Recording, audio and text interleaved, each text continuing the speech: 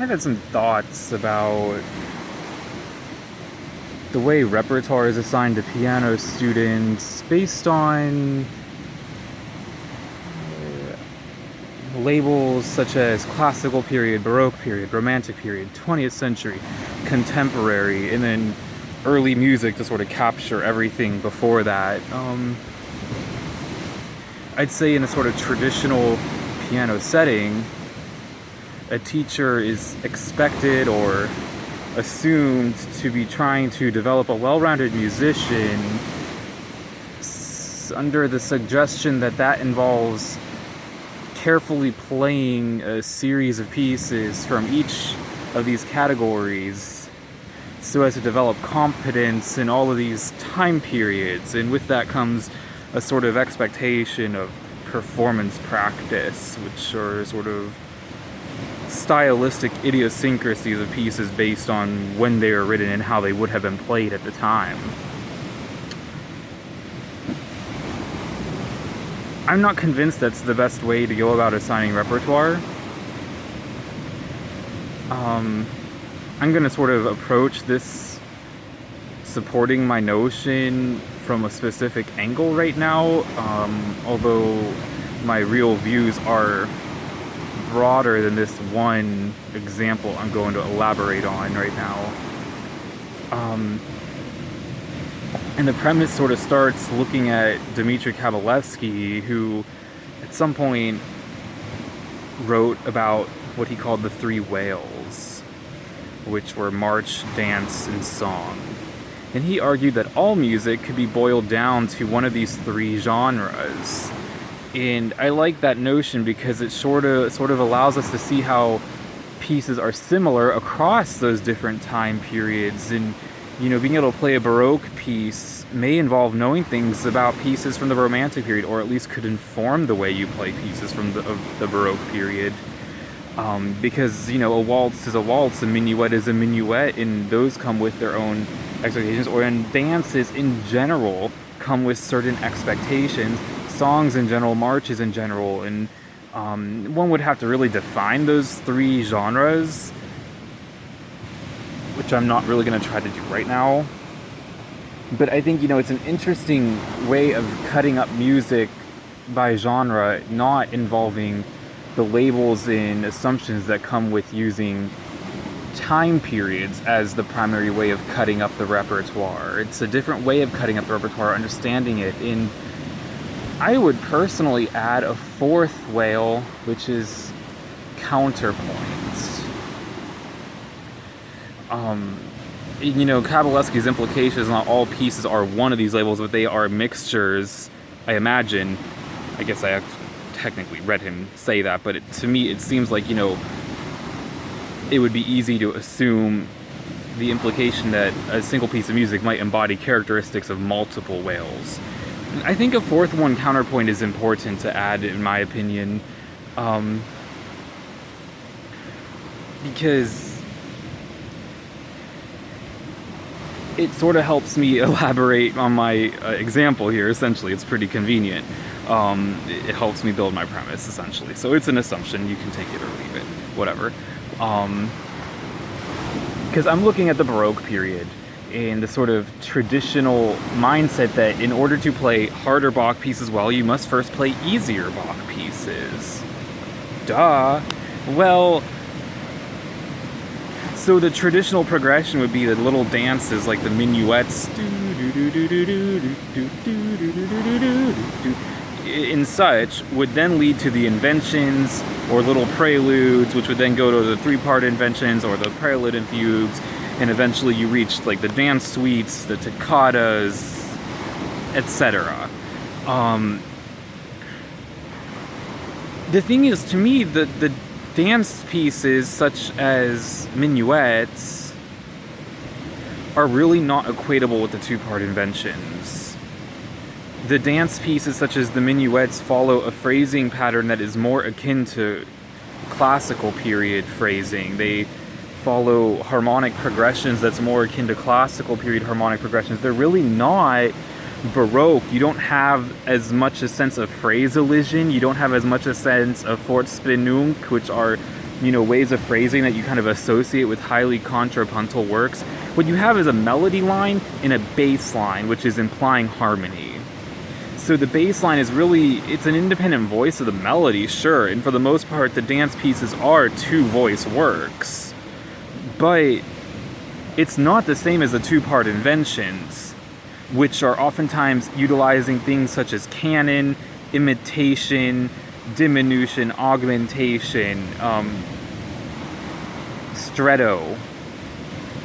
And there are harmonic implications, but I would say it's less melodically focused, or melody and bass focused. The two voices, one is not necessarily functioning as a bass line, although in some of the inventions you could say that sometimes they do take on the role of melody and accompaniment, but I'd say the basic overall view of the inventions, like if you look at number 8 in F major, for example, it's just a canon. And I don't think you can, all the minuets in the world are not necessarily the key to being able to play that canon. Maybe some people will be able to. Maybe that'll work for some students, but I think oftentimes people, really struggle to make that first leap to the F major invention, even though they have played those Bach minuets out to wazoo. And that's because they're not really, you're not really training for that through the minuets. They're not really leading up to the inventions. It's arguable they're leading up more to the dance suites. Although, obviously there's a big discrepancy in difficulty between the minuets and the proper dance suites, but, the skill set is more akin there. So, the reason I like Kabalevsky's sort of assessment of, considering to break up music into these whales, is that if we look at counterpoint as a whale that transcends time periods, which is, what these whales do, they transcend these time periods. They're saying it's not about when it's written, it's about what was written. And I would argue Bartók's microcosmos is a significantly more applicable means of getting one to go from not having played counterpoint to playing Bach inventions. Because the microcosmos are mostly two-voice counterpoint. They start in unison, he adds contrary motion, he adds canon, he adds pedal point, he has all the features that I described that you see in the two-part inventions. And to me, that makes significantly more sense than simply saying, well, the Bach minuets were easier and they have Bach's name attached to them, therefore they will make you able to play Bach inventions. I don't see that. I think that's blindly accepting that somehow Bach's works have, out of happenstance, lead up to each other. There's nothing suggesting that's how he wrote these things. He wrote some of these things or collected some of these things. Obviously, we know that he did not necessarily write many of the minuets to begin with, which, further sort of takes away from this sort of implication that one should play the minuets before the inventions.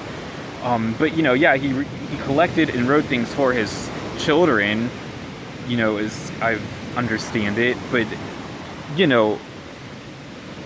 it doesn't seem like he tried to organize it into a structured method, the way people try to look at his output as a structured method, or, in looking, more broadly, as Bach as the way to getting to know Baroque. Well, I would argue you need to get to know Bartók as much as you need to get to know Bach in order to get to know Baroque. If you're looking for a very structured, I think in Myers-Briggs' world, this would be like a TE, extroverted thinking sort of approach to developing skills in counterpoint playing. I think you need to get away from the time periods and look at more of the music divorced from the person, divorced from the time. The music itself. What does the music itself say? What do you need to get to be able to play the music itself? Don't worry about who wrote the music. Just look at it and say, this is counterpoint. I need easier counterpoint in order to play this counterpoint better. And Bartók's microcosmos is just one example of, something that is not Baroque, but very well could make playing Bach inventions significantly easier. if approached that way. um, so yeah, I mean, that's sort of an example of, where organizing all of the repertoire by time periods and organizing a student's curriculum strictly by time period may limit the ways in which you can help students develop skills that are not peculiar to the time period. Counterpoint is not peculiar to Baroque, and if you are stuck on this mindset that one has to play Baroque in order to be able to play Baroque, you're limiting the ways in which you can improve one's ability to play Baroque pieces. Well, I'm going to stop there because I am just kind of rambling and I don't know what this is like. This is the first time I've ever done something like this. But these are thoughts I've had for a while and I may continue them. I have other thoughts about, why organizing repertoire according to time period might hinder the way we develop and understand music and musicians and the way music expresses. I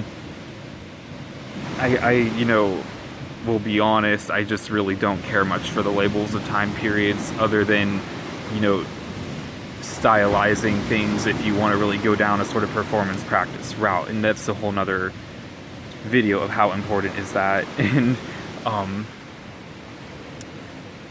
anyways, well, I don't know, you might want to hear anything. I'm here at Lake Erie, listening to some waves, going on a little adventure before the school year starts. Let me know if you like this. Thanks.